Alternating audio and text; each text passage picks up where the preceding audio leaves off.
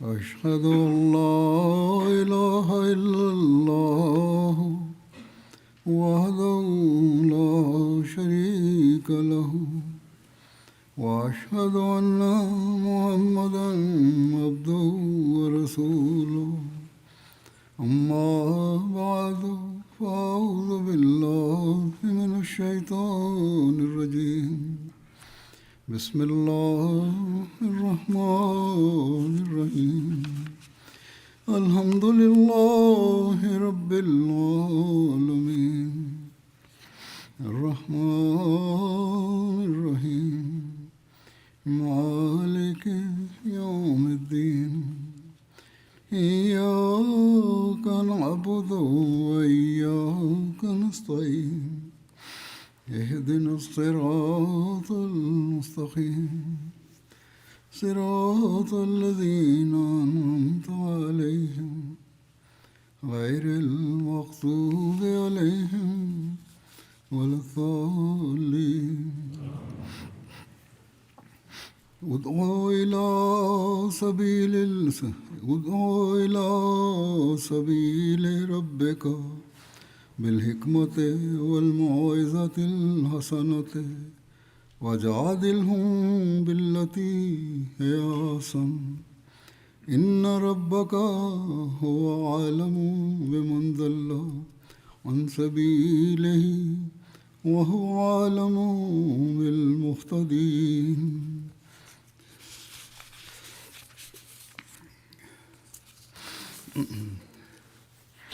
ഇതിൻ്റെ തർജ്ജമ ഇപ്രകാരമാണ്: തത്വജ്ഞാനവും സതുപദേശവും കൊണ്ട് നിന്റെ നാഥൻ്റെ മാർഗത്തിലേക്ക് നീ ജനങ്ങളെ ക്ഷണിക്കുക. ഏറ്റവും ഉത്കൃഷ്ടമായ രീതിയിൽ അവരോട് സംവാദം നടത്തുകയും ചെയ്യുക. തൻ്റെ മാർഗത്തിൽ നിന്ന് വ്യതിചലിച്ചു പോയവനെ സംബന്ധിച്ച് നിന്റെ നാഥൻ നന്നായി അറിയുന്നവനാണ്. നേർമാർഗം പ്രാപിക്കുന്നവരെയും അവൻ നന്നായി അറിയുന്നു.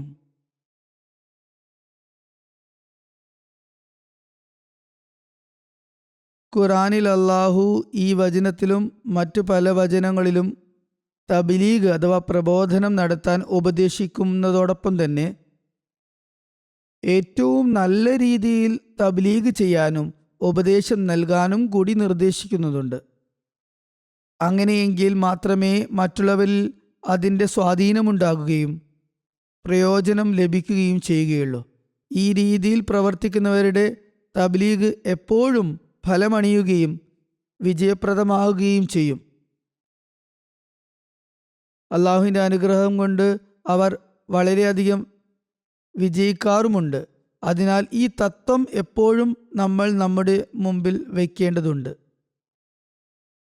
ഇന്നത്തെ കാലത്ത് സോഷ്യൽ മീഡിയ കാരണം തബ്ലീഗ് വളരെ എളുപ്പമാണെന്ന് ജനങ്ങൾ കരുതി വച്ചിരിക്കുന്നു.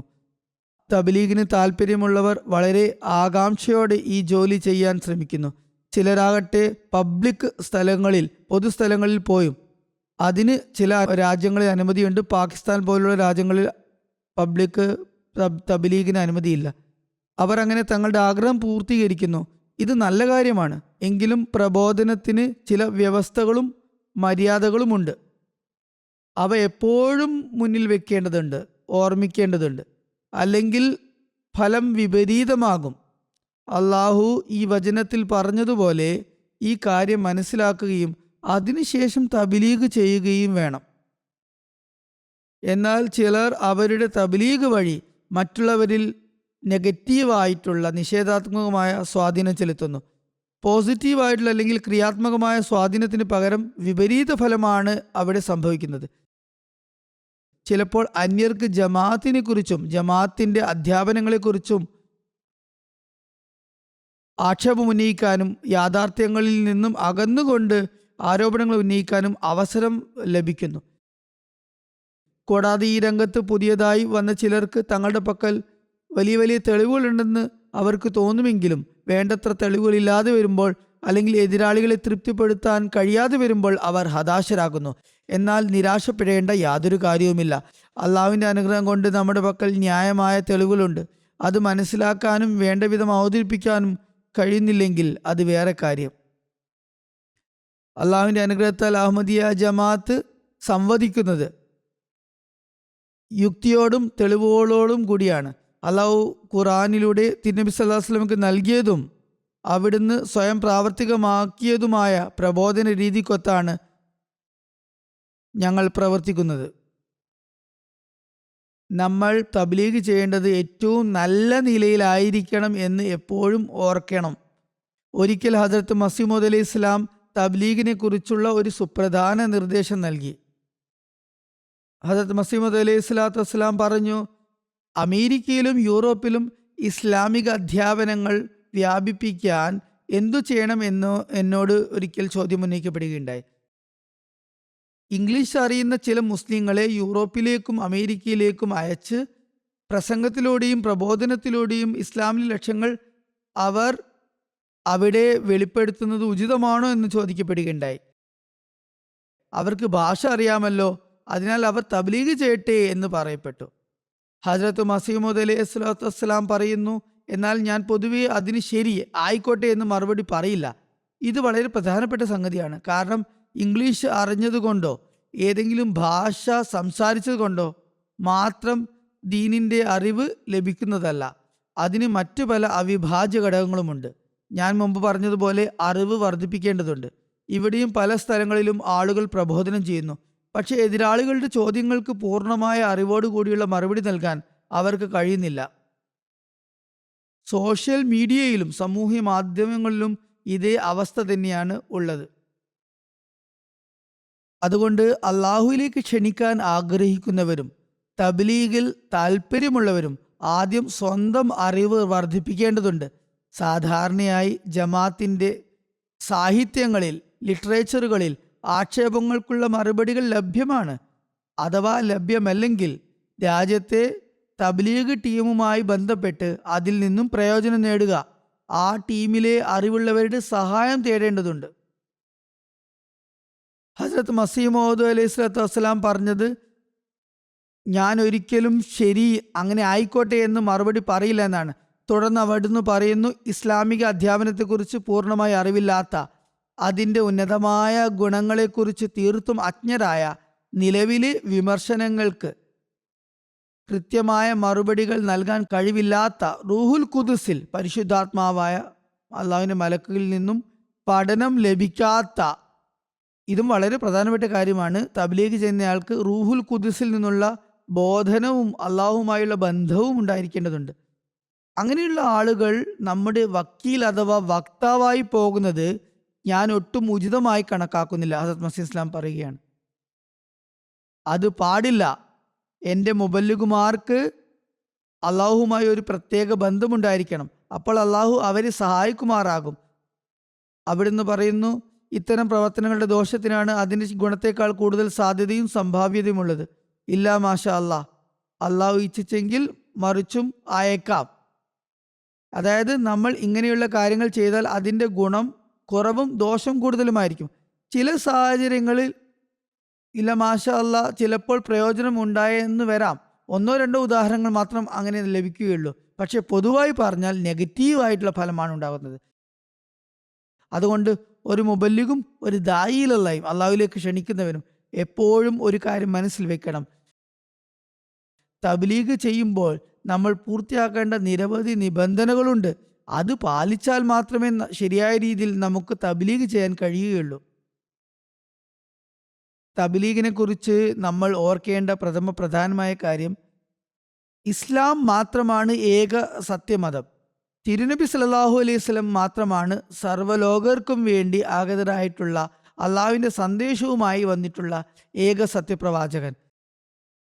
അള്ളാഹു അവിടുത്തെ എല്ലാ ജനങ്ങൾക്കും, എല്ലാ ലോകത്തിനും, സകല സമുദായങ്ങൾക്കും ബഷീറും നസീറും, സുവാർത്തകനും താക്കീതുകാരനും, സന്തോഷവാർത്ത അറിയിക്കുന്നതിനും മുന്നറിയിപ്പ് നൽകുന്നതിനുമായി അയച്ചിരിക്കുന്നു.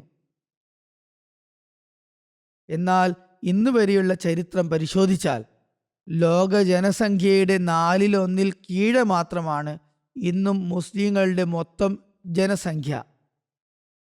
ഇതിന് എന്താണ് കാരണം? കാരണം ഇതാണ്: ഹിക്മത്തോടു കൂടിയുള്ള, യുക്തിയോട് കൂടിയുള്ള പ്രബോധനം ഇതുവരെ നടന്നിട്ടില്ല, വേണ്ട വിധം നടന്നിട്ടില്ല. ആ സന്ദേശം ശരിയായ രീതിയിൽ എത്തിക്കാനായിട്ടില്ല എന്നത് തന്നെയാണ് കാരണം. മുസ്ലിങ്ങൾ കരുതുന്നത് ജിഹാദിലൂടെ ഇസ്ലാമിൻ്റെ സന്ദേശം വ്യാപിപ്പിക്കാം എന്നാണ്. എന്നാൽ ശത്രു ആക്രമിക്കുമ്പോൾ മാത്രമാണ് ജിഹാദിന് അനുമതിയുള്ളത്.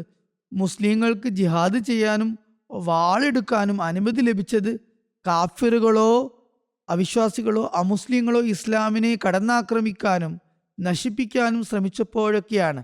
അപ്പോഴാണ് അള്ളാഹു വിശുദ്ധ ഖുർആനിലെ സൂറത്തുൽ ഹജ്ജിൽ ഇപ്രകാരം പറഞ്ഞത്: ഉദിന ലില്ലദീന യുഖാതിലൂന ബിഅന്നഹും ദുലിമു വഇന്നല്ലാഹ അലാ നസ്രിഹിം ലഖദീർ.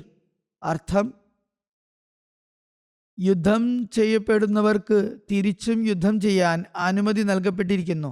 എന്തെന്നാൽ അവർ ആക്രമിക്കപ്പെട്ടിരിക്കുകയാണ്. തീർച്ചയായും അള്ളാഹു അവരെ സഹായിക്കുവാൻ കഴിവുള്ളവനാകുന്നു. ഇതാണ് സുപ്രധാന സംഗതി. പിന്നീട് അള്ളാഹു അവരെ സഹായിക്കുകയും അള്ളാഹു അതിന് കഴിവുള്ളവനാണെന്ന്, സർവശക്തനാണെന്ന് തെളിയിക്കുകയും ചെയ്തു എന്നതിന് ചരിത്രം സാക്ഷിയാണ്. അക്രമം നടക്കുന്നതിനാലാണ് അള്ളാഹു യുദ്ധത്തിന് അനുമതി നൽകിയത്. എന്നാൽ ഇന്നത്തെ കാലം ഇത്തരത്തിലുള്ള ജിഹാദിൻ്റേതല്ല. ദീനിൻ്റെ പേരിൽ യുദ്ധമൊന്നും നടക്കുന്നില്ല. പല കാരണങ്ങൾ പറഞ്ഞ് മുസ്ലിങ്ങൾ പീഡിപ്പിക്കപ്പെടുന്നുണ്ട് എങ്കിലും ദീനിൻ്റെ പേര് എടുത്തു പറയുന്നില്ല. അള്ളാഹും തിരുനബി സല്ലല്ലാഹു അലൈഹി വസല്ലമയും വിശുദ്ധ ഖുർആനിലൂടെയുള്ള ജിഹാദിനെയാണ് ജിഹാദുൻ അക്ബർ, ഏറ്റവും വലിയ ജിഹാദ് എന്ന് വിശേഷിപ്പിച്ചത്. അതുകൊണ്ട് ഇതാണ് മുസ്ലിങ്ങളുടെ പൊതുവായ അവസ്ഥ. ഇതിനാലാണ് ഇന്നും നമ്മൾ ലോക ജനസംഖ്യയുടെ മുസ്ലിങ്ങൾ 1/4 താഴെയായിരിക്കുന്നത്. നമ്മൾ ഈ കാര്യം എപ്പോഴും ഓർക്കുകയും നമ്മുടെ ഉത്തരവാദിത്തങ്ങൾ മനസ്സിലാക്കുകയും വേണം. ഹസ്രത്ത് മസീഹ് മൗദ് അലിഹി സ്വലാത്തു വസ്സലാമിൽ ബയ്യത്ത് ചെയ്ത് ജമാഅത്തിൽ പ്രവേശിക്കുകയും ബയ്യത്തിൻ്റെ ഉടമ്പടിയിൽ ഏർപ്പെടുകയും ചെയ്ത നമ്മൾ അള്ളാഹുവിനോട് ബന്ധം സ്ഥാപിക്കേണ്ടതും അവിടുത്തെ ഉപദേശം പഠിക്കേണ്ടതും അത് പ്രാവർത്തികമാക്കേണ്ടതും ലോകത്തിന് ഈ സന്ദേശം എത്തിക്കേണ്ടതുമുണ്ട്. ഞാൻ ആദ്യം സൂചിപ്പിച്ചതുപോലെ ചിലർ സദുദ്ദേശത്തോടെയാണ് പ്രവർത്തിക്കുന്നത്. എന്നാൽ അവർക്ക് പൂർണ്ണമായ അറിവില്ല. അല്ലെങ്കിൽ ഒരു ദായിലല്ല അള്ളാഹുവിലേക്ക് ക്ഷണിക്കുന്ന വ്യക്തിക്ക് ഉണ്ടായിരിക്കേണ്ട അള്ളാഹുവുമായുള്ള ബന്ധത്തിൻ്റെ നിലവാരം അവർക്ക് നിലനിർത്താൻ കഴിയുന്നില്ല. തൽഫലമായി അവർക്ക് നിരാശയുണ്ടാകുന്നു. തിരുനബി സല്ലല്ലാഹു അലൈഹി വസല്ലമയും തബ്ലീഗിനായി കൽപ്പനകൾ നൽകുമ്പോൾ, അതിനായി പറഞ്ഞയക്കുമ്പോൾ ചില മാർഗനിർദ്ദേശങ്ങൾ നൽകാറുണ്ടായിരുന്നു. ഹദീസുകളിൽ ഇപ്രകാരമുള്ള ധാരാളം വിവരണങ്ങൾ കാണാം. ഹസരത്ത് ഇബ്നു അബ്ബാസ് റളിയല്ലാഹു അൻഹുവിൽ നിന്നും ഒരു നിവേദനമുണ്ട്. പറയുന്നു, ആളുകളോട് അവരുടെ ബുദ്ധിക്കനുസരിച്ച് സംസാരിക്കാൻ ഞങ്ങൾ തിരുനബി സല്ലല്ലാഹു അലൈഹി വസല്ലമയാൽ കൽപ്പിക്കപ്പെട്ടിരിക്കുന്നു. ആദ്യത്തെ കാര്യം ഇതാണ്: ഓരോ വ്യക്തിയുടെയും ബുദ്ധിക്കും അറിവിനും സ്വഭാവത്തിനും മതത്തിനും അനുസരിച്ച് അവരോട് സംസാരിക്കുക. ഉദാഹരണത്തിന് മുസ്ലിങ്ങളോടാണ് ഹസ്രത്ത് മസീഹ് ഇസ്ലാമിൻ്റെ ആഗമനത്തെക്കുറിച്ച് പറയേണ്ടതെങ്കിൽ അത് വിശുദ്ധ ഖുർആനിൽ നിന്നും ഹദീസുകളിൽ നിന്നും അതുപോലെ സൽഫ് സാലിഹീനിൽ നിന്നും പൂർവ്വസുരികളുടെ ഗ്രന്ഥങ്ങളിൽ നിന്നും തെളിവുകൾ ഉദ്ധരിച്ച് വേണം നൽകാൻ. തബ്ലീഗ് ചെയ്യുന്നവരോട് തിരുനബി സല്ലല്ലാഹു അലൈഹി വസല്ലം ഒരു സുദീർഘമായ ഹദീസിൽ നൽകിയ ഉപദേശം, അതിൽ കാതലായ ഒരു ഉപദേശം, മർദിതൻ്റെ ശാപത്തിൽ നിന്ന് രക്ഷപ്പെടുക എന്നതാണ്. പ്രബോധനം ചെയ്യുന്നവർക്ക്, തബ്ലീഗ് ചെയ്യുന്നവർക്ക് ഇത് വളരെ പ്രധാനമാണ്. അവൻ്റെ സ്വഭാവം എപ്പോഴും നല്ലതും ഉന്നതവുമായിരിക്കണം. കൂടാതെ ഹുക്കൂക്കുൽ ഇബാദ്, മനുഷ്യാവകാശങ്ങൾ പാലിക്കുന്നതിൽ അവൻ്റെ നിലവാരം ഉയർന്നതായിരിക്കണം. അവനൊരിക്കലും ഒരു മർദിതൻ്റെ ശാപം ഏറ്റുവാങ്ങുന്നവനാകരുത്. പകരം എപ്പോഴും മർദിതരുടെ പ്രാർത്ഥനകൾ നേടുന്നവരായിരിക്കണം. അവൻ പ്രാർത്ഥനകൾ നേടുന്നവനാകുമ്പോൾ അള്ളാഹു അവൻ്റെ കാര്യങ്ങളിൽ ബർക്കത്ത്, അനുഗ്രഹം ചൊരിയുന്നതാണ്. തിരുനബി സല്ലല്ലാഹു അലൈഹി വസല്ലം പറഞ്ഞു, അതിനാൽ നിങ്ങൾ അതിൽ നിന്ന് രക്ഷപ്പെടണം. കാരണം അതിനും അള്ളാഹുവിനും ഇടയിൽ യാതൊരു മറയുമില്ല. അതുകൊണ്ട് ഇക്കാര്യം എപ്പോഴും മുന്നിൽ വയ്ക്കണം. ഞാൻ ഓതിയ ഈ വചനത്തിൽ മൗഇലത്തുൽ ഹസന, സതുപദേശം എന്നതിനെക്കുറിച്ച് വിശദീകരിച്ചുകൊണ്ട് ഹസ്രത്ത് മസീഹ് മൗഊദ് അലൈഹി ഇസ്ലാം ഒരിടത്ത് പറയുന്നു: വ്യാജാരോപണങ്ങളെ യുക്തി കൊണ്ടും മൗഇസത്തുൽ ഹസന കൊണ്ടും സതുപദേശം കൊണ്ടും നേരിടാൻ അള്ളാഹു നമ്മോട് ചട്ടം കിട്ടിയിരിക്കുന്നു. മറുപടി നൽകുമ്പോൾ നാം ഒരിക്കലും തന്നെ, മസീഹ് ഇസ്ലാം പറയുകയാണ്, സൗമ്യതയും ശാന്തതയും കൈവിട്ടിട്ടില്ലെന്ന് അള്ളാഹുവിനാണ് അറിയുന്നത്. അള്ളാഹുവിന് നന്നായി അറിയാം ഒരിക്കലും രൂക്ഷമായി പെരുമാറിയിട്ടില്ല എന്ന്. അതായത് അവിടുന്ന് എപ്പോഴും സൗമ്യതയോടും സാവകാശത്തോടും കൂടിയാണ് മറുപടി നൽകിയിരുന്നത്. ഇതാണ് എൻ്റെ ആദർശം, അതിന് അള്ളാഹു സാക്ഷിയാണ് എപ്പോഴും മൃദുവായതും സൗമ്യവുമായ വാക്കുകളാണ് ഹസ്രത്ത് മസീഹ് ഇസ്ലാം ഉപയോഗിച്ചിട്ടുള്ളത്. ഇതാണ് നമ്മൾ സ്വീകരിക്കേണ്ട തബ്ലീഗിന്റെ രീതി. അതിനാൽ തബ്ലീഗ് ചെയ്യുമ്പോൾ ചിലപ്പോൾ ദേഷ്യത്തിൽ എതിരാളികളുടെ അതേ ഭാഷ തിരിച്ചുപയോഗിക്കുമ്പോൾ ഓർക്കുക, നമ്മുടെ തബ്ലീഗ് ധാർമ്മികതയുടെ സദാചാരത്തിന്റെ പരിധിയിൽ മാത്രമായിരിക്കണം. അവർക്ക് തെളിവില്ലാത്തത് കൊണ്ടാണ് അവർ അസഭ്യമായ ഭാഷ ഉപയോഗിക്കുന്നത്. എന്നാൽ നമ്മളും മോശം ഭാഷ ഉപയോഗിച്ചാൽ അതിനർത്ഥം നമ്മുടെ പക്കലും തെളിവുകളൊന്നുമില്ല എന്നാണ്. ചിലർ ഈ പറയാറുണ്ട് ഹദരത്ത് മസീഹ് മൗഊദ് അലൈഹി സ്വലാത്തു വസ്സലാമും കാർക്കശ്യം കാണിച്ചിട്ടുണ്ട് എന്ന്. ഞാൻ മുമ്പ് പറഞ്ഞത് തന്നെയാണ് ഇവിടെയും പറയാനുള്ളത്. അവിടെ നിന്ന് ഒരിക്കലും കാർക്കശ്യം കാണിച്ചിട്ടില്ല. എവിടെയെങ്കിലും കാർക്കശ്യം കാണിച്ചിട്ടുണ്ടെങ്കിൽ തന്നെ അത് അവിടെ നിന്ന് നൽകിയ മറുപടി ആണ്. അതിന് മറുപടി ഇത് നൽകിയിട്ടുണ്ട്, കാരണവും വിവരിച്ചിട്ടുണ്ട്. ചില സമയങ്ങളിൽ എതിരാളികളുടെ ഭാഗത്ത് നിന്ന് വളരെ രൂക്ഷമായതും കുഴപ്പങ്ങൾ ഉണ്ടാക്കുന്നതുമായ എഴുത്തുകൾ ലഭിച്ചപ്പോൾ സമുദായക്കാർക്ക്, മുസ്ലിങ്ങൾക്ക് തങ്ങളുടെ ഭാഗത്ത് നിന്ന് തക്ക മറുപടി നൽകിയെന്ന് സമാശ്വാസം ലഭിക്കാനും അവർ തങ്ങളുടെ പ്രാകൃതമായ വികാരങ്ങൾ അടിച്ചമർത്തുന്നതിനും വേണ്ടി നാം ഒരുതരം യുക്തിപൂർവമായ കാർക്കശ്യം സ്വീകരിച്ചു. ഇവിടെയും ഉദ്ദേശം നല്ലതായിരുന്നു. ഈ കാർക്കശ്യം വൈകാരിക വിസ്ഫോടനമായോ പ്രകോപനത്തിന് അടിപ്പെട്ടോ ആയിരുന്നില്ല, മറിച്ച് ഏറ്റവും നല്ല രീതിയിൽ അവരുമായി സംവാദം നടത്തുക എന്ന വചനത്തിൽ പ്രവർത്തിച്ചുകൊണ്ട് ഒരു നയതന്ത്രം എന്ന നിലയിൽ ഉപയോഗിച്ചതാണ്. ഞാൻ കാണിച്ച ഈ കാർക്കശ്യം എൻ്റെ മനസ്സിൽ ഒരു വൈരാഗ്യം കുടികൊണ്ടു എന്നതുകൊണ്ടായിരുന്നില്ല. അത് ഒരു പാഠം നൽകുന്നതിനും മുസ്ലിങ്ങളിൽ നിന്ന് വികാരത്തിൽ അടിമപ്പെട്ടവരുടെ വികാരങ്ങൾ അടിച്ചമർത്തുന്നതിനു വേണ്ടിയായിരുന്നു. കാരണം ഞാൻ മറുപടി നൽകിയാൽ ആളുകൾ, മുസ്ലിങ്ങൾ തെറ്റായ നടപടി സ്വീകരിക്കില്ല, അടിപിടി കൂടാൻ തുനിയില്ല. അവിടുന്ന് പറഞ്ഞു, നാം ഇത് ചെയ്തത് എതിരാളികളുടെ അപമാനം, നിന്ദ, മോശം വാക്കുകൾ എന്നിവ പാരമ്യത്തിലെത്തിയപ്പോൾ മാത്രമാണ്. എൻ്റെ വാക്കുകൾ എവിടെയെങ്കിലും ഇപ്രകാരം കണ്ടാൽ അത് ആ സമയത്ത് നടന്നുകൊണ്ടിരുന്ന എതിർപ്പിൻ്റെ മോശം വാക്കുകൾ കാരണമാണ് കാർക്കശ്യം കാണിച്ചത് എന്ന് മനസ്സിലാക്കണം. എന്തെന്നാൽ അവർ ഇസ്ലാമിനെയും പുണ്യ റസൂലിനെയും സ്വല്ലല്ലാഹു അലൈഹി വസല്ലം അപമാനിക്കുകയും നിന്ദിക്കുകയും മോശം വാക്കുകൾ ഉപയോഗിക്കുകയും ചെയ്തത് അതിര് കടന്നിരുന്നു. അവർ അത് പാരമ്യതയിൽ എത്തിച്ചപ്പോഴാണ് ഇത് ചെയ്തത്. അവിടുന്ന് പറഞ്ഞു, നമ്മുടെ യജമാനനും നേതാവും മായ റസൂലുള്ളാഹി സ്വല്ലല്ലാഹു അലൈഹി വസല്ലം ലോകത്തിൻ്റെ അഭിമാന സ്തംഭമായ തിരുനബി സല്ലല്ലാഹു അലൈഹി വസല്ലമയെ സംബന്ധിച്ച് അത്തരത്തിലുള്ള മലീമസവും ദുഷിച്ചതുമായ വാക്പ്രയോഗങ്ങൾ ആളുകൾ നടത്തിയതിനാലാണ് അത് സമാധാന ലംഘനത്തിന് കാരണമായേക്കാവുന്ന അവസ്ഥയിൽ എത്തിയപ്പോഴാണ്, ക്രമസമാധാനം ലംഘിക്കപ്പെടാമെന്നൊരവസ്ഥ സ്ഥിതിവിശേഷം സംജാതമായപ്പോഴാണ് നാം ഈ നയം സ്വീകരിച്ചത്. അതുകൊണ്ട് തൻ്റെ വിവിധ ഗ്രന്ഥങ്ങളിൽ അവിടുന്ന് കടുത്ത വാക്കുകൾ ഉപയോഗിക്കുന്നതിൽ നിന്ന് ജമാഅത്തിനെ വിലക്കിയിരിക്കുന്നു. ചില നിർബന്ധിത സാഹചര്യങ്ങൾ കാരണം മാത്രമാണ് താൻ ഈ വാക്കുകൾ ഉപയോഗിച്ചതെന്നും എന്നാൽ നിങ്ങൾ മൃദുഭാഷികളായിരിക്കണമെന്നും കടുപ്പമുള്ള വാക്കുകൾ ഉപയോഗിക്കരുതെന്നും ആ മഹാത്മാവ് നമ്മെ ഉപദേശിച്ചിട്ടുണ്ട്. ആ കാർക്കശ്യത്തിൽ പോലും അവിടുന്ന് അവരുടെ ചരിത്രപരമായ വസ്തുതകളെയാണ്, കാര്യങ്ങളെയാണ് എടുത്തു പറഞ്ഞിട്ടുള്ളത്. അവരെ പോലെ അസഭ്യമായതോ വൃത്തികെട്ടതോ ആയ ഭാഷ അവിടുന്ന് ഉപയോഗിച്ചിട്ടില്ല. നമുക്ക് ഖുർആനിലെ കൽപ്പന ഇതാണ്: വലാ തുജാദിലു അഹ്ലൽ കിതാബി ഇല്ലാ ബില്ലത്തി ഹി അഹ്സൻ. സൂറത്തുൽ അൻകബൂത്തിലെ ആയത്താണിത്. അതായത് ഗ്രന്ഥാനുസാരികളുമായി ഏറ്റവും ഉത്തമമായ രീതിയിലല്ലാതെ നിങ്ങൾ സംവാദം നടത്തരുത്, തർക്കിക്കാൻ പോകരുത്. മറ്റൊരിടത്ത് ആ മഹാത്മാവ് പറയുന്നു, അള്ളാഹിന്റെ കൽപ്പന ഇതാണ്: ഉദു ഇലാ സബീലി റബ്ബിക ബിൽ ഹിക്മതി വൽ മൗഇലത്തിൽ ഹസനതി വജാദിൽഹും ബില്ലത്തി ഹിയ അഹ്സൻ. തർജ്ജമ: തത്വജ്ഞാനവും സതുപദേശവും കൊണ്ട് നിന്റെ നാഥന്റെ മാർഗത്തിലേക്ക് നീ ജനങ്ങളെ ക്ഷണിക്കുക. പ്രയോജനപ്രദമായ രീതിയിലായിരിക്കണം അത്. ഏറ്റവും ഉത്കൃഷ്ടമായ രീതിയിൽ അവരുടെ സംവാദം നടത്തുകയും ചെയ്യുക. ഈ ഒരു തത്വമാണ് ഓരോ മതവിശ്വാസിക്കും മതപ്രചാരകരും ബാധകമായിട്ടുള്ളത്. അത് ഏത് മതസ്ഥരുമാകട്ടെ, ജൂതനോ ക്രിസ്ത്യാനിയോ ഹിന്ദുവോ ആകട്ടെ, അല്ലെങ്കിൽ ഇന്ന് ഹദ്രത്ത് മസീഹ് മൗഊദ് അലൈഹി സ്വലാത്തു വസ്സലാമിനെ മുസ്ലിമായി അംഗീകരിക്കാത്ത ഇതര മുസ്ലിങ്ങൾക്ക് തബ്ലീഗ് ചെയ്യുമ്പോഴും ഇതേ ഉപദേശം തന്നെയാണ് നൽകാനുള്ളത്. യുക്തിപരമായ രീതിയും ഉപദേശം എന്ന നിലയിലും ആയിരിക്കണം നിങ്ങൾ സംസാരിക്കേണ്ടത്.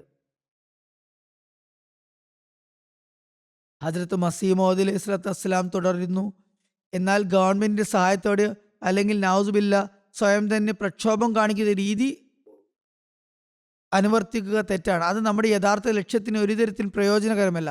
അതെല്ലാം ഭൗതികമായ യുദ്ധ കോലാഹലങ്ങളുടെ രൂപമാണ്. സത്യസന്ധരായ മുസ്ലിങ്ങളും ഇസ്ലാമിക രീതികൾ അറിയുന്നവരും തീർച്ചയായും അത് ഇഷ്ടപ്പെടുന്നില്ല. കാരണം മനുഷ്യവർഗത്തിന്റെ മാർഗദർശനത്തിന് ഉപകാരപ്രദമായ ഫലങ്ങൾ അതിലൂടെ ഒന്നും ഉണ്ടാകുന്നില്ല. ഹദരത്ത് മുസ്ലിം മൗദ് തഫ്സീർ കബീറിൽ ഉദു ഇലാ സബീലി റബ്ബിക ബിൽ ഹിക്മത്തി എന്നതിനെ വിശദീകരിച്ചിട്ടുണ്ട്. അവിടുന്ന് പറയുന്നു, അതേ ഹിക്മത്ത് എന്ന പദം നിഘണ്ടുക്കളിലുള്ള വിവിധ അർത്ഥങ്ങളുടെ അടിസ്ഥാനത്തിൽ വിവരിച്ചിട്ടുണ്ട്. പറയുന്നു, ഹിക്മത്ത് എന്നതിൻ്റെ ഒരർത്ഥം സഹനം, ഹിൽമ് എന്നും സൗമ്യതയോടെയും ബുദ്ധി ഉപയോഗിച്ചും സംസാരിക്കുക എന്നുമാണ്. അള്ളാഹു സുബ്ഹാനഹു തആല പറയുന്നു, ഇപ്രകാരം ചെയ്യാത്തവർ പെട്ടെന്ന് കോപിഷ്ഠരാകുകയും വികാരത്തിന് അടിമപ്പെടുകയും ചെയ്യും. അങ്ങനെയുള്ളവർക്ക് മറ്റുള്ളവർക്ക് മനസ്സിലാക്കി കൊടുക്കാൻ കഴിയുന്നതല്ല.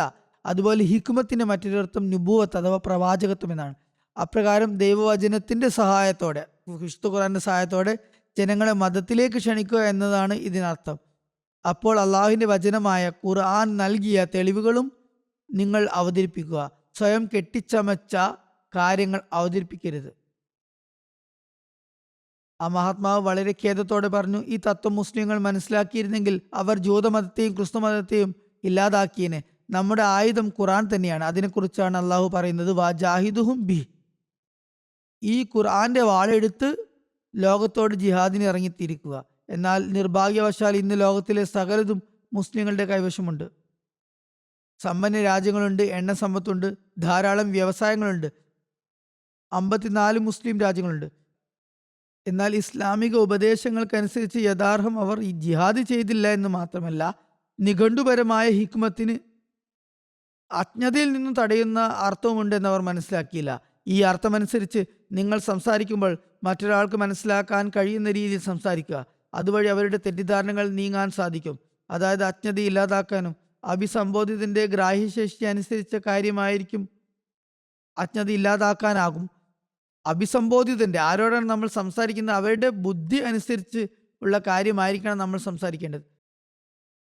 തിരുനബി സല്ലല്ലാഹു അലൈഹി വസല്ലമയുടെ ഹദീസിലും ഇത് വന്നിട്ടുണ്ട്. അമറന റസൂലുള്ളാഹി സ്വല്ലല്ലാഹു അലൈഹി വസല്ലമ അൻ നുകല്ലിമ അന്നാസ അലാ ഖദ്രി ഉഖൂലിഹിം. ഞങ്ങൾ ജനങ്ങളോട് അവരുടെ ബുദ്ധിക്കും ഗ്രാഹ്യശേഷിക്കും അനുസരിച്ച് സംസാരിക്കണമെന്ന് ഞങ്ങളോട് തിരുനബി സല്ലല്ലാഹു അലൈഹി വസല്ലം കൽപ്പിക്കുകയുണ്ടായി. ഈ ഹദീസ് ഞാൻ മുമ്പും ഉദ്ധരിച്ചതാണ്. ചിലർ പ്രസംഗങ്ങൾ നടത്തുമ്പോൾ കടുകട്ടി വാക്കുകളും സാങ്കേതിക പദാവലികളും ഉപയോഗിച്ച് ഭയം ജനിപ്പിക്കാൻ ശ്രമിക്കുന്നു. ഇത്തരം പ്രസംഗങ്ങൾ അജ്ഞരിലൊക്കെ ഒരുപക്ഷെ മതിപ്പുളവാക്കിയേക്കാം. എന്നാൽ അതുകൊണ്ട് ആർക്കും പ്രയോജനമുണ്ടാകുന്നതല്ല. ഇവിടെയും ഇത് സംഭവിക്കാറുണ്ട്. അന്യരുമായോ ചില ഉലമാക്കളുമായോ മതപണ്ഡിതന്മാരുമായോ സംസാരിക്കുമ്പോൾ അവരും ഇത്തരത്തിലുള്ള സംസാരമാണ് നടത്തുന്നത്. എന്നാൽ നമ്മൾ ഈ രീതിയിൽ സംസാരിച്ചാൽ അവർക്ക് പ്രയോജനമുണ്ടോ ഇല്ലയോ എന്നറിയില്ല. പക്ഷെ സാധാരണക്കാർക്ക് യഥാർത്ഥ കാര്യം മനസ്സിലാകില്ല. അവർ കേവലം പദങ്ങളുടെ പിന്നാലെയാകും പോകുക. വാചാടോപത്തിന് പിറകിലായിരിക്കും അവരുണ്ടാകുക. ലളിതമായ ഭാഷയിൽ കാര്യങ്ങൾ പറഞ്ഞു മനസ്സിലാക്കി കൊടുക്കുമ്പോൾ കേൾക്കുന്നവരിൽ പലർക്കും അത് മനസ്സിലാകുകയും ആ വാചക കസരത്ത് നടത്തുന്നവരെക്കാൾ നിങ്ങളുടെ വാക്കുകൾ കൂടുതൽ ശ്രദ്ധിക്കാൻ അവർ സന്നദ്ധരാകുകയും ചെയ്യുന്നതാണ്. തുടർന്ന് അവിടുന്ന് പറഞ്ഞു, സത്യത്തോട് യോജിക്കുന്ന സംസാരത്തെയും ഹിക്മത്ത് എന്ന് പറയുന്നു. അത് നിഘണ്ടുവിലും രേഖപ്പെട്ടിട്ടുള്ളതാണ്. ഈ അർത്ഥമനുസരിച്ച് സത്യമായതും സംഭവങ്ങൾക്കനുസരിച്ചതുമായ കാര്യങ്ങൾ പറയുക എന്നാണ് ഈ വചനത്തിന്റെ വിവക്ഷ. ചിലർ തങ്ങൾ സത്യമതത്തിലേക്കാണ് ക്ഷണിക്കുന്നതെന്ന് കരുതി ചില തെറ്റായ കാര്യങ്ങളും അവതരിപ്പിക്കാറുണ്ട്. പ്രബോധനത്തിൽ ചിലപ്പോൾ ആളുകൾ അതിശയോക്തി കലർത്താറുണ്ട്. എന്നാൽ പ്രബോധനത്തിൽ, തബ്ലീഗിൽ അതിശയോക്തിയുടെ ആവശ്യമില്ല.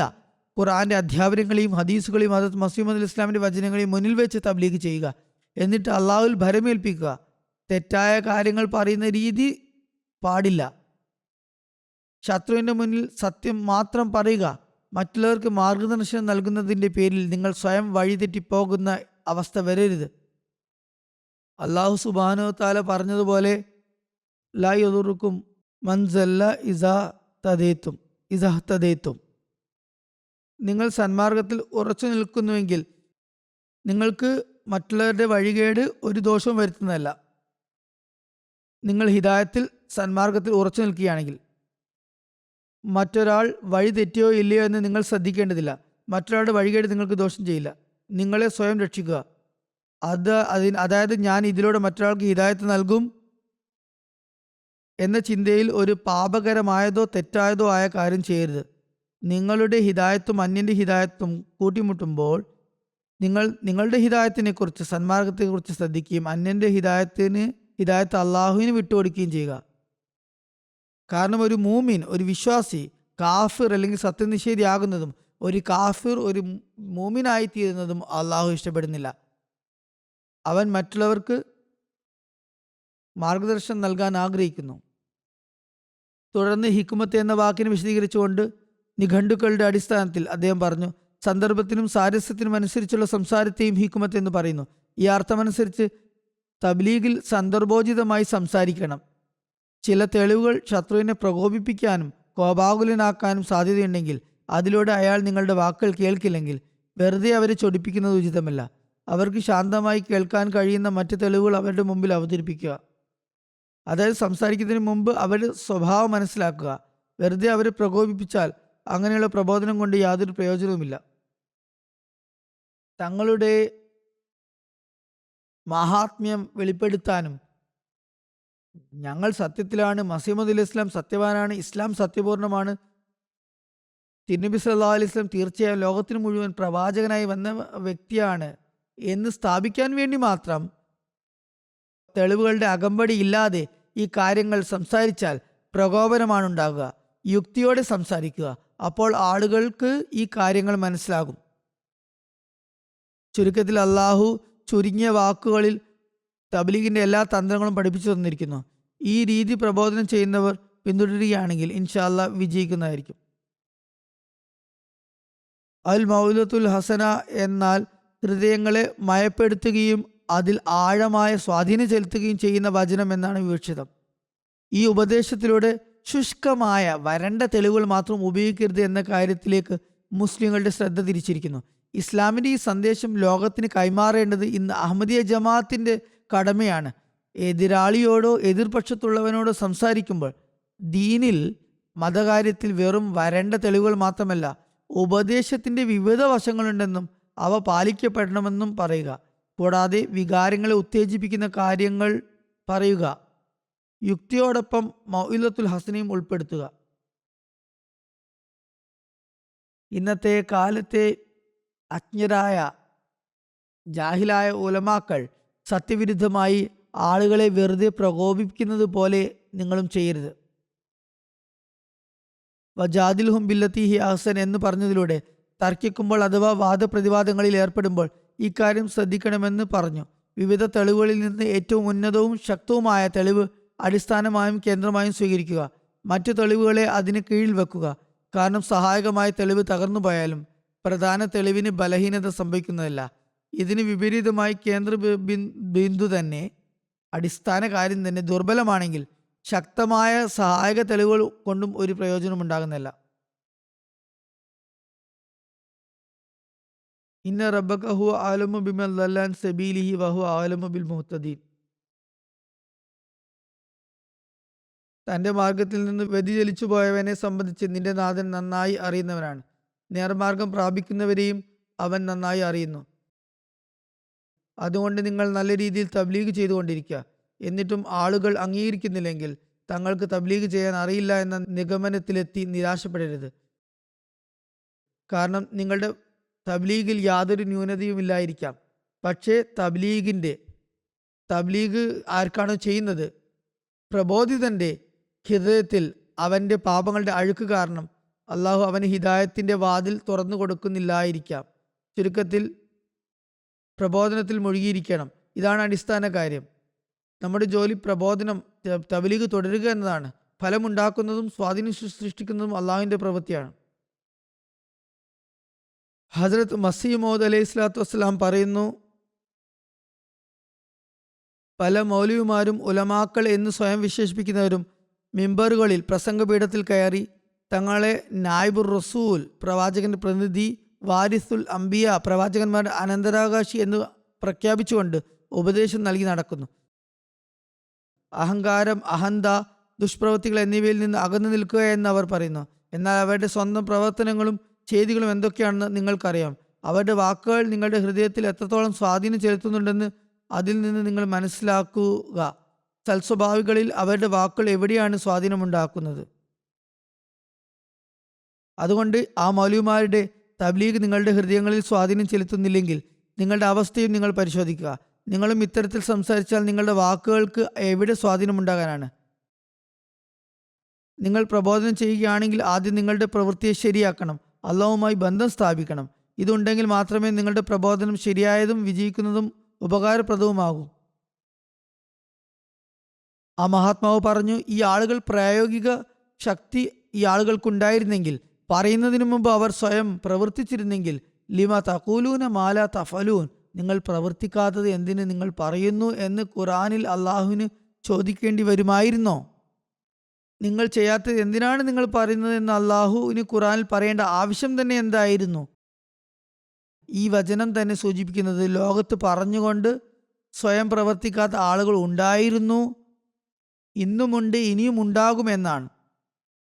അതുകൊണ്ട് തബ്ലീഗ് ചെയ്യുന്ന ചിലരുണ്ടാകും. അവരുടെ തെളിവുകൾ കേട്ട് മറ്റുള്ളവർക്ക് മുന്നിൽ സമർത്ഥിക്കാൻ അവർക്ക് സാധിക്കാം, ബോധ്യപ്പെട്ടേക്കാം. എന്നാൽ അവരുടെ പ്രവൃത്തി കാണുമ്പോൾ അവർ അകന്നു പോകുന്നു. എന്നാൽ നിങ്ങൾക്ക് തബ്ലീഗ് ചെയ്യാൻ ആഗ്രഹമുണ്ടെങ്കിൽ നിങ്ങളുടെ വാക്കും പ്രവൃത്തിയും നേരെയാക്കുക, ഒരുപോലെ ആക്കുക. എങ്കിൽ മാത്രമേ നിങ്ങളുടെ തബ്ലീഗ് വിജയിക്കുകയും അതിൽ ബർക്കത്തുണ്ടാകുകയും ചെയ്യുകയുള്ളൂ. തുടർന്ന് ആ മഹാത്മാവ് പറഞ്ഞു, എൻ്റെ വാക്ക് നിങ്ങൾ ഹൃദയസ്ഥമാക്കുക.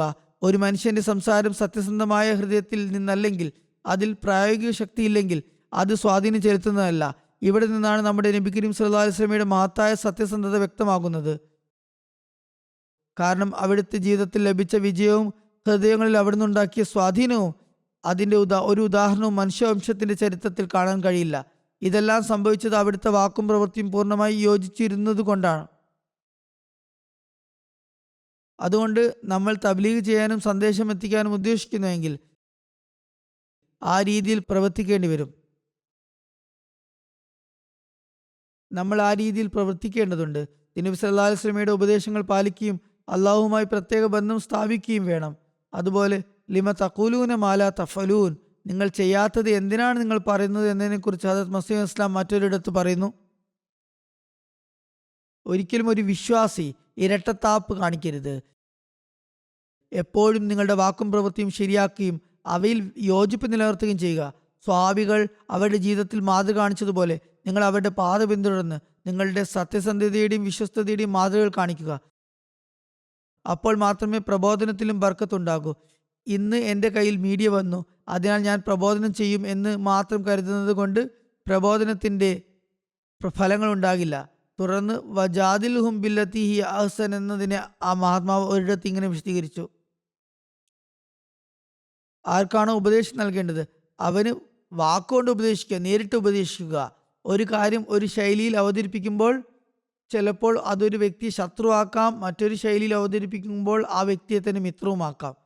വാക്കുകൾ ഒന്ന് തന്നെയായിരിക്കും, ഒരേ കാര്യം തന്നെയാണ് പറയേണ്ടത്. പക്ഷെ ഒരു രീതിയിൽ പറഞ്ഞാൽ അത് ശത്രുവിനെ ഉണ്ടാക്കുന്നു, മൃദുവായി പറഞ്ഞാൽ അത് മിത്രവും ഉണ്ടാക്കുന്നു. അതുകൊണ്ട് വജാദിൽഹും ബില്ലത്തി ഹി അഹ്സൻ എന്നതിനോട് യോജിച്ച് നിങ്ങളുടെ പ്രവർത്തനം നിലനിർത്തുക. ഈ സംസാര ശൈലിയെയാണ് അള്ളാഹു ഹിക്മത്ത് എന്ന് വിളിച്ചിരിക്കുന്നത്. അതിനാൽ അള്ളാഹു പറയുന്നു, യൂത്തിൽ ഹിക്മത്ത മയ്യഷ, അവൻ ഉദ്ദേശിക്കുന്നവർക്ക് അവൻ അള്ളാഹു യുക്തി നൽകുന്നു. തുടർന്ന് ആ മഹാത്മാവ് പറഞ്ഞു, ഇസ്ലാമിൻ്റെ സംരക്ഷണത്തിനും അതിൻ്റെ സത്യം പ്രകടമാക്കുന്നതിനും ഒന്നാമതായി നിങ്ങൾ സത്യസന്ധരായ മുസ്ലിങ്ങളുടെ മാതൃക കാണിക്കുക എന്നതാണ്. അതുകൊണ്ട് ഇതാണ് ഒന്നാമത്തെ കാര്യം. ഞങ്ങൾ പ്രബോധനം ചെയ്തു എന്നോ ഞങ്ങൾ അവർക്ക് സന്ദേശം എത്തിച്ചോ എന്നതോ ഒരു ക്രെഡിറ്റ് അല്ല, നേട്ടമല്ല. സന്ദേശം നോക്കേണ്ടതുണ്ട്. സന്ദേശം എത്തിക്കുന്നതോടൊപ്പം നമ്മുടെ അവസ്ഥയിൽ എന്ത് മാറ്റം വരുത്തിയെന്നും നമ്മൾ നോക്കേണ്ടതുണ്ട്. കേവലം സന്ദേശം എത്തിക്കുന്നത് മാത്രം പോരാ. ഞങ്ങൾ അഹമ്മദികളായി ഞങ്ങൾ പ്രബോധനം ചെയ്തു, ദായി ഇലല്ലായുടെ കൂട്ടത്തിൽ ഞങ്ങളുടെ പേര് വന്നു എന്നതിൽ മാത്രം അഭിമാനിക്കരുത്. ആ മഹാത്മാവ് പറഞ്ഞു, നിങ്ങൾ സത്യസന്ധരായ മുസ്ലിങ്ങളുടെ മാതൃക കാണിക്കുക എന്നതാണ് പ്രധാനമായ സംഗതി. രണ്ടാമത്തെ കാര്യം അതിൻ്റെ നന്മകളും പൂർണ്ണതയും ലോകത്ത് പ്രചരിപ്പിക്കുക. അതെ, നിങ്ങൾ മാതൃകയായി മാറിയതിനു ശേഷം ലോകത്ത് പ്രചരിപ്പിക്കുകയാണെങ്കിൽ എന്തെല്ലാം വിപ്ലവങ്ങളാണ് ഉണ്ടാകുന്നതെന്ന് നിങ്ങൾ കാണുക. പണക്കാർക്ക് ലോകത്തിൽ ഉണ്ടാക്കാൻ കഴിയാത്ത വിപ്ലവം നിങ്ങൾക്ക് ഉണ്ടാക്കാൻ സാധിക്കും. ഏതാനും ദിവസങ്ങൾ തബ്ലീഗ് ചെയ്തിട്ട് ഫലമൊന്നും കണ്ടില്ലെന്ന് കരുതുന്നതിനെ കുറിച്ച് ആ മഹാത്മാവ് പറഞ്ഞു. സംസാരിക്കുമ്പോൾ ആലോചിച്ചും വളരെ സംക്ഷിപ്തമായും കാര്യമാത്ര പ്രസക്തമായും സംസാരിക്കണം. കൂടുതൽ തർക്കിക്കുന്നത് കൊണ്ട് പ്രയോജനമില്ല. അതുകൊണ്ട് ആളുകൾ ചെവി കൊടുക്കാൻ തക്കവിധം തമാശ രൂപേണയും ചിലപ്പോൾ സംസാരിക്കുക. പിന്നെ എപ്പോഴെങ്കിലും അവസരം കിട്ടുമ്പോൾ ബാക്കി കാര്യങ്ങളാകാം. സ്ഥിരോത്സാഹത്തോടെ തബ്ലീഗ് ചെയ്യുന്നതിലാണ് കാര്യം. ചുരുക്കത്തിൽ സത്യസന്ദേശം പതിയെ പതിയെ എത്തിച്ചു കൊണ്ടിരിക്കുക. ക്ഷീണിക്കരുത്, ക്ഷീണിച്ച് പിന്മാറരുത് എന്നതാണ് നമ്മുടെ ജോലി. ഒരു ദിവസം നമ്മൾ ക്യാമ്പും സ്റ്റോളും വച്ച് തബ്ലീഗ് ചെയ്തിട്ട് അതോടെ ജോലി കഴിഞ്ഞു എന്ന് കരുതിയിരിക്കരുത്. ഇല്ല, കാരണം ഇന്നത്തെ കാലത്ത് ദൈവസ്നേഹത്തെയും അവനുമായുള്ള ബന്ധത്തെയും ആളുകൾ ഭ്രാന്തായിട്ടാണ് കാണുന്നത്. ആ മഹാത്മാവ് പറയുന്നു, ഇന്നത്തെ കാലത്ത് ദൈവവുമായുള്ള ബന്ധത്തെ ജനങ്ങൾ ഭ്രാന്തായിട്ടാണ് കരുതുന്നത്. ഈ കാലഘട്ടത്തിൽ സഹാബികൾ ഉണ്ടായിരുന്നെങ്കിൽ ആളുകൾ അവരെ ഭ്രാന്തന്മാരെന്ന് വിളിക്കുമായിരുന്നു, കാഫിറുകൾ എന്ന് വിളിക്കുമായിരുന്നു. രാവും പകലും അനാവശ്യ കാര്യങ്ങളാലും വിവിധതരം അശ്രദ്ധകളാലും ഭൗതിക ചിന്തകളാലും ഹൃദയം ഇന്ന് കഠിനമായിരിക്കുന്നു. അതുകൊണ്ട് വാക്കുകൾക്ക് സ്വാധീനം ഉണ്ടാകാൻ താമസമെടുക്കും. ഇന്നത്തെ കാലത്ത് ലോകകാര്യങ്ങളിൽ മുഴുകിയിരുന്നവർ വളരെ കൂടുതലാണ്. അവിടുന്ന് സംസാരിച്ച കാലഘട്ടത്തേക്കാൾ വളരെയധികം അവർ ലൗകികതയിൽ മുങ്ങിപ്പോയിരിക്കുന്നു. അവരിൽ എന്തു സ്വാധീനം ഉണ്ടാകാനാണ്? അതുകൊണ്ട് നമ്മൾ ഇന്ന് മൗലവിയോടോ ഇന്ന് പണ്ഡിതനോടോ തബ്ലീഗ് ചെയ്ത് അവരെ ബോധ്യപ്പെടുത്തണം, അല്ലെങ്കിൽ ഇന്ന് സംവാദകനോടും ആക്ഷേപിക്കുന്നവരോടും തബ്ലീഗ് ചെയ്യണമെന്ന് നിങ്ങൾ കരുതരുത്. ലോകത്തിൽ യഥാർത്ഥ ഇസ്ലാമിൻ്റെ സന്ദേശം എത്തിക്കുക എന്നതാണ് നമ്മുടെ ലക്ഷ്യം. ഈ കാലഘട്ടത്തിൽ മസീഹ് അലൈഹി ഇസ്ലാം വരാനുണ്ടായിരുന്നു, ആ മഹാത്മാവ് ആഗതനായിരിക്കുന്നു എന്ന് ലോകത്തെ ബോധ്യപ്പെടുത്തുക എന്നതാണ് നമ്മുടെ ലക്ഷ്യം. അതിനുവേണ്ടി നമ്മൾ പരിശ്രമിക്കണം. വെറും തർക്കങ്ങളിലും ഡിബേറ്റുകളിലും നീണ്ട ചോദ്യോത്തരങ്ങളിലും ഏർപ്പെടുത്തുന്നതിന് പകരം തബ്ലീഗിലൂടെ എങ്ങനെയാണ് കൂടുതൽ ആളുകളിലേക്ക് സത്യത്തിൻ്റെ സന്ദേശം എത്തിക്കാനും അവരെ പരിഷ്കരിക്കാനും കഴിയുക എന്ന് നോക്കുക. സഹാബികളും ഇതുതന്നെയാണ് ചെയ്തിരുന്നത്. അവർ തബ്ലീഗ് ചെയ്യുമായിരുന്നു. എന്നാൽ ഇന്നത്തെ കാലത്ത് ആളുകൾ ഭൗതിക ചിന്തകളിൽ മുങ്ങിക്കിടക്കുന്നതിനാൽ അവരെ മനസ്സിലാക്കി കൊടുക്കുക പ്രയാസമാണ്. അതിനാൽ വളരെ യുക്തിഭദ്രമായി അവരെ മനസ്സിലാക്കി കൊടുക്കേണ്ടതുണ്ട്. നമ്മുടെ പ്രായോഗിക മാതൃകകൾ, അധികാരം ഇവിടെയും ആവർത്തിച്ചിരിക്കുകയാണ്, പ്രായോഗിക മാതൃകകൾ ഉണ്ടായാൽ മാത്രമേ ആളുകൾക്ക് നമ്മോട് ശ്രദ്ധയുണ്ടാകുകയുള്ളൂ. പിന്നെ ആ മഹാത്മാവ് തന്നെ തൻ്റെ ഒരു ഉദാഹരണം നൽകി. ഒരു തഹസീൽദാർ ഉണ്ടായിരുന്നു. അദ്ദേഹം എന്നോട് തർക്കിക്കുമായിരുന്നു. ഞാൻ അദ്ദേഹത്തിന് ഉപദേശം നൽകുമായിരുന്നു. അദ്ദേഹം എന്നെ കളിയാക്കുകയും പരിഹസിക്കുകയും ചെയ്യുമായിരുന്നു. എന്നാൽ ഒടുവിൽ ഒരു സമയം എത്തി, ഞാനും അദ്ദേഹത്തെ വിട്ടില്ല. ഞാൻ ഇങ്ങനെ സ്വയം പറഞ്ഞു, താങ്കളെ ഞാൻ വിടുന്നതല്ല, ഉപദേശം നൽകിക്കൊണ്ടിരിക്കും. ഒരുപക്ഷെ ഹസ്രത്ത് മസീഹ് അലൈഹി ഇസ്ലാമിന് അദ്ദേഹത്തിൻ്റെ സൽപ്രകൃതം കാണാനായിരിക്കും, അദ്ദേഹത്തിൽ എന്തെങ്കിലും സൽപ്രകൃതം കണ്ടിരിക്കാം. എന്തായാലും ആ മഹാത്മാവ് പറയുന്നു, അവസാനം ഞാൻ സ്ഥിരമായി ഇത് ചെയ്തുകൊണ്ടിരുന്നു. അങ്ങനെ ഒരു സമയത്ത് അദ്ദേഹം എൻ്റെ മുമ്പിൽ വന്ന് പൊട്ടിക്കരയാൻ തുടങ്ങി, എന്നോട് മാപ്പ് ചോദിക്കാൻ തുടങ്ങി. നോക്കൂ, ആദ്യം പരിഹസിച്ചിരുന്ന ആളായിരുന്നു, പിന്നെ മുന്നിൽ വന്ന് കരയുന്ന അവസ്ഥയിലെത്തി. ആ മഹാത്മാവ് പറയുന്നു, ചിലപ്പോൾ സയീദായിട്ടുള്ള സൗഭാഗ്യമുള്ള സൽപ്രകൃതമുള്ള വ്യക്തിയെ ഷക്കിയായിട്ടും ദൗർഭാഗ്യവാനായും അതുപോലെ ദുർഭകനായും കാണപ്പെട്ടേക്കാം. എന്നാൽ അവൻ സൗഭാഗ്യവാനായിരിക്കും. നിങ്ങൾ അവനെ പിന്തുടർന്ന് അവൻ്റെ ധാരണക്കനുസരിച്ച് യുക്തിയോടെ സംസാരിച്ചാൽ അത്തരക്കാർ മനസ്സിലാക്കുന്നതാണ്. ആ മഹാത്മാവ് പറഞ്ഞു, ഓർമ്മിക്കുക, ഓരോ പൂട്ടിനും ഒരു താക്കോലുണ്ട്, ഓരോ സംസാരത്തിനും ഒരു താക്കോലുണ്ട്. ആ താക്കോൽ എന്നത് ഉചിതമായ ശൈലിയാണ്. ഉചിതമായ ശൈലിയിൽ സംസാരിക്കണം. അവിടുന്ന് പറയുന്നു, മരുന്നുകളിൽ ചിലത് ചിലർക്ക് ഉപകാരപ്രദമാകുന്നത് പോലെ, ഓരോ രോഗത്തിനും ഓരോ മരുന്ന് എന്ന പോലെ ഓരോ കാര്യവും ഓരോ പ്രത്യേക ശൈലിയിൽ ഒരു പ്രത്യേക വ്യക്തിക്ക് ഉപകാരപ്രദമാകുന്നതാണ്. എല്ലാവരോടും ഒരുപോലെ സംസാരിക്കുന്ന അവസ്ഥയാകരുത്. സംസാരിക്കുന്നയാൾ മറ്റൊരാൾ മോശം പറഞ്ഞാലും അതിനെ മോശമായി എടുക്കരുത്. മറിച്ച് തൻ്റെ ജോലി തുടർന്നുകൊണ്ടേയിരിക്കണം. ക്ഷീണിച്ചു പിന്മാറരുത്. ധനികരുടെ പ്രകൃതം വളരെ ലോലമായിരിക്കും. അവർ ദുനിയാവിൽ മുഴുകുന്നവരായിരിക്കും. അവർക്ക് കൂടുതൽ കാര്യങ്ങൾ കേൾക്കാൻ കഴിയില്ല. ഒരു പ്രത്യേക സന്ദർഭത്തിൽ ഒരു പ്രത്യേക ശൈലിയിൽ വളരെ സൗമ്യതയോടെ അവർക്ക് ഉപദേശം നൽകിക്കൊണ്ടിരിക്കണം. എല്ലാ വിഭാഗക്കാർക്കും ഉപദേശം നൽകണം, ധനികർക്കും ദരിദ്രർക്കും. ധനികർക്ക് തബ്ലീഗ് ചെയ്യാനുള്ള തന്ത്രം അവിടുന്ന് പറഞ്ഞു വന്നു. സന്ദർഭമനുസരിച്ച് അവസരം കിട്ടുമ്പോൾ മാത്രം ഉപദേശപരമായ കാര്യങ്ങൾ പറയുക. ഈ വിഷയത്തിൽ അവിടുന്ന് ഹസരത്ത് ഇബ്നു അറബിയുടെ ഉദാഹരണം നൽകുന്നു. അദ്ദേഹം എഴുതുന്നു, ഫിറഔനോട് മൃദുവായി സംസാരിക്കാൻ അള്ളാഹു ഹസരത്ത് മൂസ അലൈഹി ഇസ്ലാമിന് നിർദ്ദേശം നൽകിയത് എന്തുകൊണ്ടാണ്? അതിലുള്ള അടങ്ങിയിരുന്ന രഹസ്യം ഇതാണ്: അവസാനം അവന് ഈമാൻ ലഭിക്കുമെന്ന് അള്ളാഹുവിന് അറിയുമായിരുന്നു. അതിനാൽ അദ്ദേഹം എഴുതുന്നു, ആമൻതു, ഞാൻ വിശ്വസിച്ചു എന്ന വാക്ക് ഫിറഔന്റെ വായിൽ നിന്നും പുറത്തു വന്നു. അവസാനം മരണാസന്നനായ സമയത്ത്, മുങ്ങിത്താഴാൻ പോകുന്ന സമയത്ത് അവൻ പറഞ്ഞ വാക്ക് അതായിരുന്നു, ആമൻതു, ഞാൻ വിശ്വസിച്ചു. ഹജറത്ത് മുസ്ലിം മൗദ് റളിയല്ലാഹു തബ്ലീഗിനെ കുറിച്ച് ഹജറത്ത് യൂസുഫ് അലൈഹി ഇസ്ലാമിന്റെ ഉദാഹരണം അവതരിപ്പിക്കുന്നു. ഹജറത്ത് യൂസുഫ് അലൈഹി ഇസ്ലാമിനെ ജയിലിൽ അടച്ചപ്പോൾ അവിടെ മറ്റ് 2 തടവുകാരുണ്ടായിരുന്നു. അത് സംബന്ധിച്ച് അവിടുന്ന് എഴുതുന്നു, ഹജറത്ത് യൂസുഫ് അലൈഹി ഇസ്ലാം അവരെ തന്നിലേക്ക് ആകർഷിക്കാൻ ഒരു അസാധാരണമായ യുക്തി ഉപയോഗിച്ചു. തബ്ലീഗ് ചെയ്യുമ്പോൾ അവർക്ക് മടുപ്പ് വരുമോ എന്ന് ഭയമുണ്ടായിരുന്നതിനാൽ ഞാൻ കൂടുതൽ സമയമെടുക്കുകയില്ല, ഭക്ഷണം വരുന്നതിന് മുമ്പ് തന്നെ ഞാൻ നിങ്ങളെ ഒഴിവാക്കിയേക്കാം എന്ന് പറഞ്ഞ് അദ്ദേഹം അവർക്ക് ആശ്വാസം നൽകി. ഇത് ചെയ്തത് അവർ ഭയപ്പെടാതിരിക്കാനും ശ്രദ്ധയോടെ കേൾക്കാനും വേണ്ടിയാണ്. ഹദരത്ത് യൂസുഫ് അലൈഹി ഇസ്ലാമിന് തബ്ലീഗിന് അവസരം ലഭിക്കാറുണ്ടായിരുന്നില്ല എന്ന് തോന്നുന്നു. പൊതുവെ അവസരം ലഭിക്കാറുണ്ടായിരുന്നില്ല. തടവുകാർ സ്വപ്ന വ്യാഖ്യാനം ചോദിച്ച ആ ചോദ്യം അദ്ദേഹം ഒരു അവസരമായി കണ്ടു. ആ അവസരം മുതലെടുത്തു. അവരുടെ ആവശ്യം നിറവേറ്റുന്നതിന് മുമ്പ് ഞാൻ തബ്ലീഗ് ചെയ്യുകയാണെങ്കിൽ അവർ ഇത് കേൾക്കാൻ നിർബന്ധിതരാകുമെന്ന് അദ്ദേഹം മനസ്സിലാക്കി. തുടർന്ന് അവിടുന്ന് തിരുനബി സല്ലല്ലാഹു അലൈഹി വസല്ലമയുടെ ഉദാഹരണവും സമർപ്പിച്ചു. ഹദരത്ത് യൂസുഫ് അലൈഹി ഇസ്ലാമിന്റെ ഉദാഹരണം ആദ്യം പറഞ്ഞു. റസൂലുള്ളാഹി സ്വല്ലല്ലാഹു അലൈഹി വസല്ലമയുടെ ഉദാഹരണം ഇപ്രകാരം സമർപ്പിച്ചു. ആദ്യകാലങ്ങളിൽ തിരുനബി സല്ലല്ലാഹു അലൈഹി വസല്ലം തന്റെ പ്രവാചകത്വവാദം അവതരിപ്പിച്ചപ്പോൾ മക്കക്കാരോട് തബ്ലീഗ് ചെയ്യാൻ ആഗ്രഹിച്ചപ്പോൾ അവർ ഒഴിഞ്ഞു മാറി തബ്ലീഗ് കേൾക്കാതിരിക്കുകയും ചെയ്തു.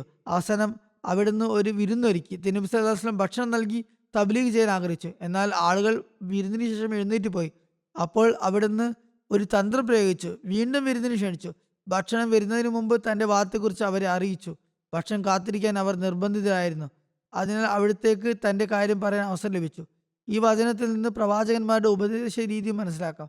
അതിനാൽ അവരുടെ മാതൃക പിന്തുടർന്ന് ഉപദേശിക്കുമ്പോൾ എപ്പോഴും ഈ കാര്യം ശ്രദ്ധിക്കണം. കാര്യം പറയുകയും എന്നാൽ മറ്റുള്ളവർക്ക് ഭാരമാകാതിരിക്കുകയും ചെയ്യുക. അതായത് ഒരു തത്വം പറഞ്ഞു തന്നു, ശരിയായ കാര്യം പറയുക, എന്നാൽ മറ്റുള്ളവർക്ക് അത് ഭാരമായി തോന്നാത്ത രീതിയിൽ അത് ചെയ്യുക. ബുദ്ധിമുട്ട് തോന്നരുത്. അതിനാൽ യുക്തിയോടെ സംസാരിക്കണം. ഈ കാര്യം എപ്പോഴും മുന്നിൽ വെക്കണം. ആ സമയത്ത് യൂറോപ്പ് ഇസ്ലാം മതം സ്വീകരിക്കുമെന്ന് ആർക്കും ചിന്തിക്കാൻ പോലും കഴിഞ്ഞിരുന്നില്ല.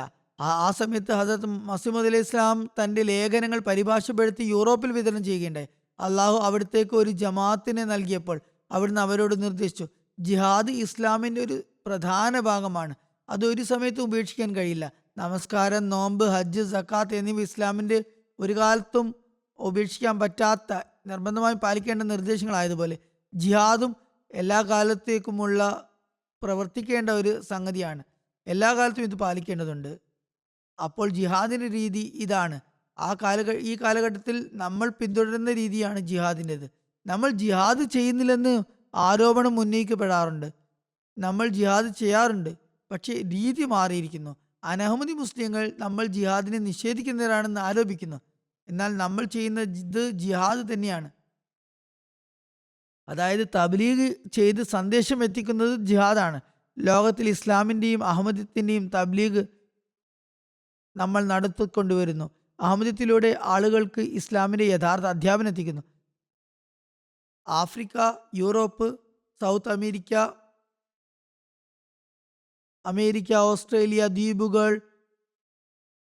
എന്നിവിടങ്ങളിൽ നമ്മുടെ മിഷനുകളുണ്ട്. ഇതെല്ലാം എന്തിനാണ്? ഇതാണ് നമ്മൾ ചെയ്യുന്ന ജിഹാദ്. അതുകൊണ്ട് നമ്മൾ ജിഹാദിനെതിരാണെന്ന് പറയുന്നത് തെറ്റാണ്. അതെ, ഞാൻ പറഞ്ഞതുപോലെ ജിഹാദിന്റെ രീതി മാറിയിരിക്കുന്നു. ഹദരത്ത് മസീഹ് ഇസ്ലാം പറഞ്ഞു, ഇനി നിങ്ങളുടെ ജിഹാദ് പേന കൊണ്ടുള്ള ജിഹാദാണ്. നിങ്ങളുടെ പേനയുടെ മുനകൾ വാളിന്റെ മുനകളാണ്. അതിനാൽ അതുവഴി ജിഹാദ് ചെയ്യുക. ഇതാണ് ദീനിന്റെ പ്രചാരണ വേല. ഇതാണ് അതിൻ്റെ കാലഘട്ടം. ഇന്ന് ഇതാണ് ആവശ്യം. അതിനാൽ ഈ രീതിയിൽ തൂലിക കൊണ്ട് ജിഹാദ് ചെയ്യുക. ഇക്കാര്യം എപ്പോഴും മുന്നിൽ വയ്ക്കണം. ലോകത്തോട് പറയണം, നിങ്ങൾ എന്തിനാണ് മസീഹ് മൗഊദ് വന്നോ ഇല്ലയോ, മസീഹ് മൗഊദ് ഈ രീതിയിൽ വരാനില്ലായിരുന്നു എന്നതിനെക്കുറിച്ചൊക്കെ തർക്കുന്നത്. ഇതൊക്കെ തെറ്റാണ്. നമ്മൾ അവർക്ക് ഖുറാനും ഹദീസും എന്താണ് പറയുന്നതെന്ന് കൃത്യമായി പറഞ്ഞു കൊടുക്കേണ്ടതുണ്ട്. ഒരു ഭാഗത്ത് അവർ മസീഹും മഹൂദിയും വരും എന്ന് വിശ്വസിക്കുന്നു, മറുഭാഗത്ത് വന്ന മസീഹിനെ നിഷേധിക്കുകയും ചെയ്യുന്നു. നമ്മൾ അവരുടെ തർക്കങ്ങളിലും വാക്കർത്ഥങ്ങളിലും കോലാഹലങ്ങളിലും മുഴുകിയിരുന്നാൽ അതുകൊണ്ട് ഒരു പ്രയോജനവും ഉണ്ടാകുന്നതല്ല.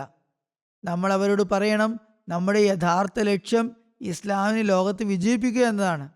കാരണം തിരുനബി സല്ലല്ലാഹു അലൈഹി വസല്ലം ലോകത്തിന് മുഴുവൻ നബിയായും റസൂലായും ആണ് വന്നിട്ടുള്ളത്. ഇന്ന് ലോക ജനസംഖ്യയുടെ 1/4 താഴെയാണ് നമ്മുടെ എണ്ണം. ലോകത്ത് ഇസ്ലാമിന്റെ കൊടുക്കിയിലാക്കുന്നത് വരെ നമ്മൾ വലിയ കാര്യം ചെയ്തു എന്ന് എങ്ങനെ പറയാൻ കഴിയും? ഇന്ന് നമ്മൾ ഇത്തരത്തിലുള്ള ജിഹാദ് ചെയ്യേണ്ടത് നമ്മുടെ ജോലിയാണ്. അപ്പോൾ മാത്രമേ നമ്മുടെ ജിഹാദ് വിജയിക്കുകയുള്ളൂ. അല്ലെങ്കിൽ ഇന്ന് മുസ്ലിങ്ങൾ ചെയ്യാൻ ആഗ്രഹിക്കുന്ന ജിഹാദ് എന്തെങ്കിലും പ്രയോജനകരമായതാണോ? അതിന് എന്തെങ്കിലും ഫലമുണ്ടാകുന്നുണ്ടോ? ഒന്നും ഉണ്ടാകുന്നില്ല.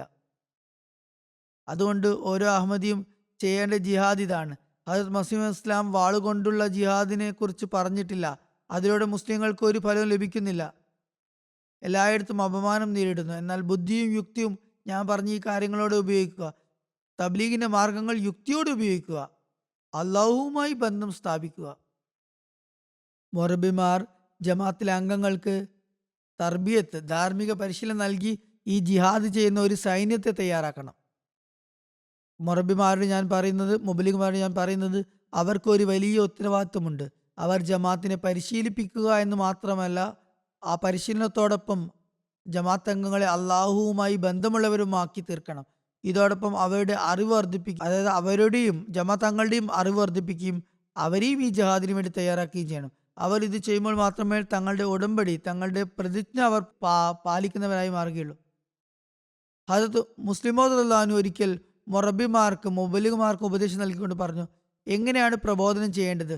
ഒരു മൊറബി എങ്ങനെയായിരിക്കണം? 2 or 3 സന്ദർഭങ്ങളിൽ അവിടുന്ന് മൊറബിമാർക്ക് ഉപദേശങ്ങൾ നൽകിയിട്ടുണ്ട്. അത് വളരെ ദീർഘമേറിയതാണ്. അവസരം ലഭിക്കുമ്പോൾ ഞാനത് പിന്നീട് വിവരിക്കാം.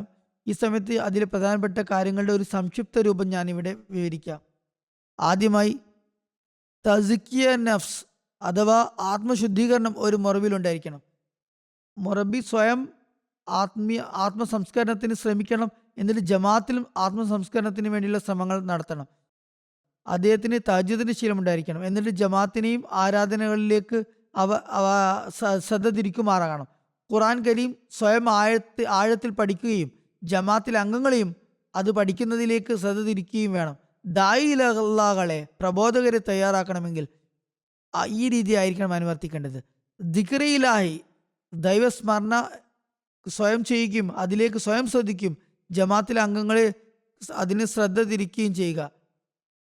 അദ്ദേഹം ശ്രദ്ധ ചെലുത്തിയ മറ്റൊരു സുപ്രധാന സംഗതി സ്വന്തമായി ലൈബ്രറി ഉണ്ടാകുക എന്നതാണ്. Private library. ഇത് വളരെ പ്രധാനപ്പെട്ട കാര്യമാണ്. കാരണം അപ്രകാരം വായിക്കാനുള്ള താല്പര്യമുണ്ടാകുന്നു.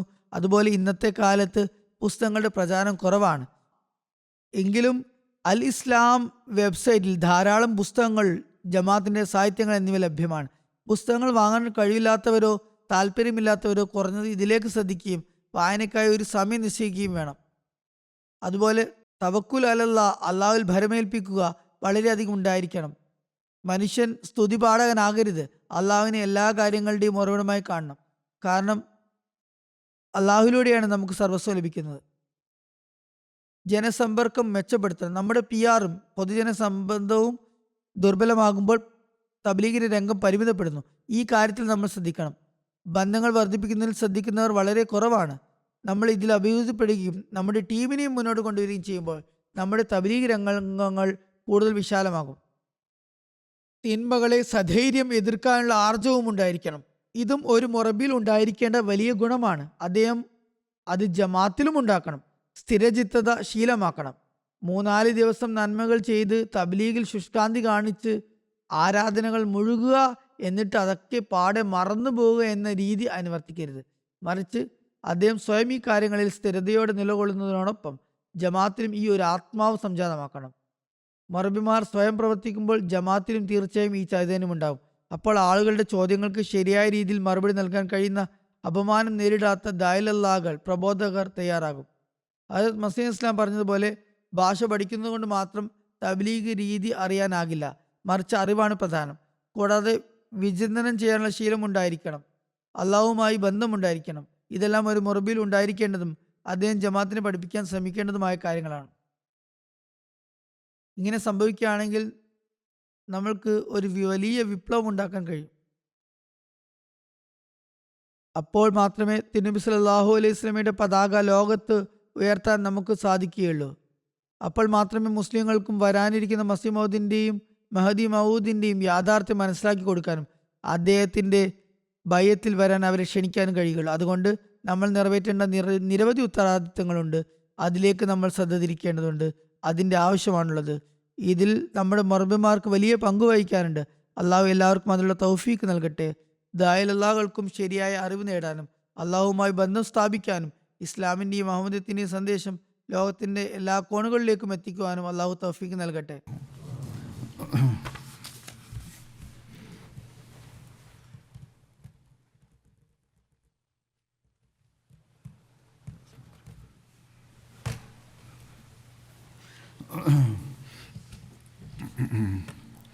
Alhamdulillah nahmaduhu wa nasta'inuhu wa nastaghfiruhu wa nu'minu bihi wa natawakkalu alayhi wa na'udhu billahi min shururi anfusina wa min sayyiati a'malina. Man yahdihillahu fala mudilla lahu ومن يضلل فلا هادي له ونشهد أن لا إله إلا الله ونشهد أن محمدا عبده ورسوله. عباد الله رحمكم الله عباد الله رحمكم الله إن الله يأمر بالعدل والإحسان وإيتاء ذي القربى وينهى عن الفحشاء والمنكر والبغي يعظكم لعلكم تذكرون. اذكروا الله يذكركم وادعوه يستجب لكم ولذكر الله أكبر.